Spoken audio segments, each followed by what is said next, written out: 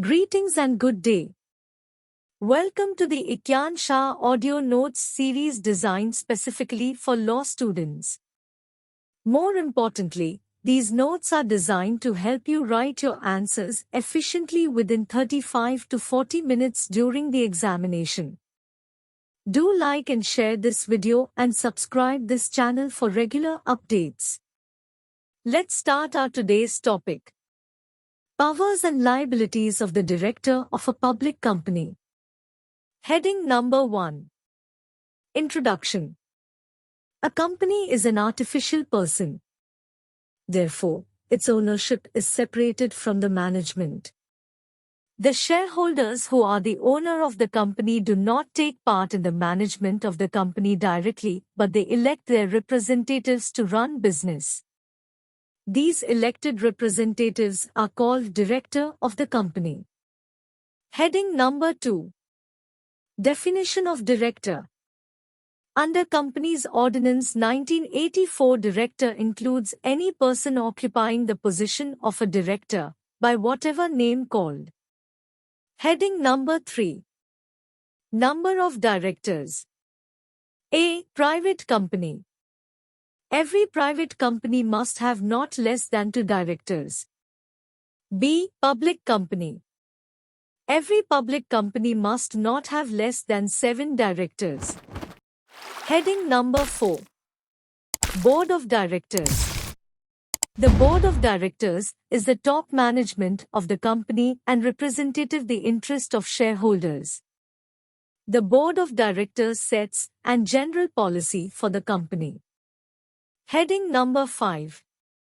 Appointment of directors. Directors are appointed according to the following. I. By promoters. The first director of the company is elected by promoters. 2. By subscribers. If there is no provision in the articles regarding the first director, then the subscribers of the company are deemed to be directors. 3. By shareholders. The shareholders in annual general meeting may appoint directors. 4. By directors. A causal vacancy of any director may be filled by the board of directors. By creditors. The creditors of the company may also nominate any person as the director of the company. Heading number 6. Qualification of director. According to the company's ordinance of the company, following are qualifications. I. A whole-time director who is the employee of the company. 2. A chief executive. 3. A person representing a creditor. 4. Any person other than artificial person. Heading number 7. Ineligibility of certain person to become director. Following persons can become director of any company. I. A. Minor. 2. Person of unsound mind. 3. One who has applied to be adjudicated as an insolvent and his application is pending. 4. A person convicted by a court of law for an offense involving moral turpitude. Any person who has been debarred from holding such office under any provision of the company's ordinance. 6. A person who is not the member of the company. Heading number 8. Powers of directors. I. Power without the consent of general meetings. I. To issue shares. 2. To issue debentures. 3. To obtain loans from other source other than debentures. 4. To invest the funds of company. To make calls for unpaid money of shares.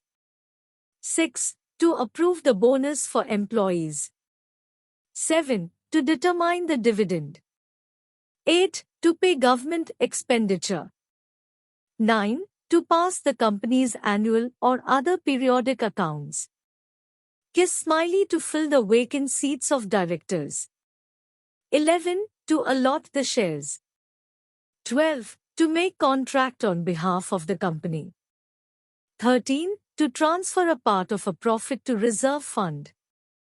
14. To forfeit shares of member. 16. To perform any other function in the interest of the company. 2. Powers with the consent of general meeting. Following power may be exercised with the consent of annual general meeting. I. To sell or to give the whole business on lease or a sizable part thereof. 2. To give any relief or extension of time for the repayment of any debt outstanding against any person. Heading number 9. Duties of Director. I. Director make the arrangement to conduct the company's meetings. 2. Director prevent the misuse of capital.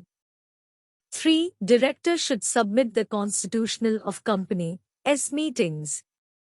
4. Director make arrangement for the payment of dividend to shareholder. Director keep check to stop the wrong payment. 6. Director form the policies. Heading number 10. Liabilities of Director. Liabilities of Director may be limited or unlimited. I. Liability to outsiders. A director may be made liable to an outsider in case of an ultra vires transaction, on an implied warranty of authority. 2. Liability to the company. The liability of directors towards the company may arise. I. In case of negligence. 2. Breach of trust imposed on them by the company. 3. From misfeasance. 3. Criminal liability. The company's ordinance imposes penalties upon the directors for omitting to comply with provisions of the ordinance. Heading number 11. Position of Director. The directors are trustee as well as agents of the company. Heading number 12. Term of office of Director. Director shall hold office for a period of 3 years. Heading number 13. Remuneration. The remuneration is provided according to the Articles of Association of there may be an express agreement regarding thereto. Heading number 14. Vacation of office of Director. Under the following circumstances the office of Director vacant. I. At the time of first general meeting, the first director of the company resigns his post. 2. If any director fails to obtain his qualification shares. 3. He becomes unsound mind. 4. If he is declared unsound mind. If the shareholders of the company terminate any director by passing extraordinary resolution. 6. If any director resigns voluntarily. 7. If any director is not performing his duties according to the Article of Associations. 8. If any director completes fixed duration of his post. 9. If director remains absent from 3 consecutive meetings of the Board of Directors without notice. Kiss smiley if he works against the interest of the company. Heading number 15. Removal of Director. A company may by resolution general meeting remove a director appointed under Sec 176 or Sec 180 or under Sec 178 of the company's ordinance. Heading number 16. Conclusion. To conclude, I can say that shareholders are the actual proprietors of the company, but their role in the management of the company is not worth mentioning. The shareholders elect directors to run the business of the company. The directors act as a board. They may meet together for the dispatch of business, adjourn and otherwise regulate the meeting as they deem fit. They are trustee and agents of the company.